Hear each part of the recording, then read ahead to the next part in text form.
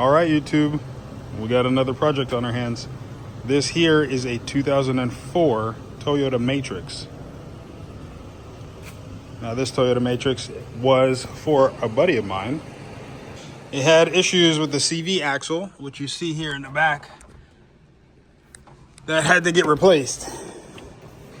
And there are a lot of things wrong with this, like missing door handles and just mildew, worn out paint across the whole thing. But we can still use this until I get that fixed. Now, this is quite a sight to behold. It's not that bad. I have definitely seen worse. But this car has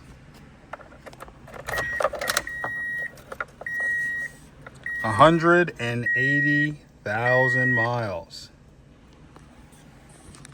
Now, the one thing that I know is wrong with this vehicle is the CV axle on the passenger side separates for some reason. I'm not sure why, but as you can hear, the engine does have a little tick. We'll try to address that with a couple of different things.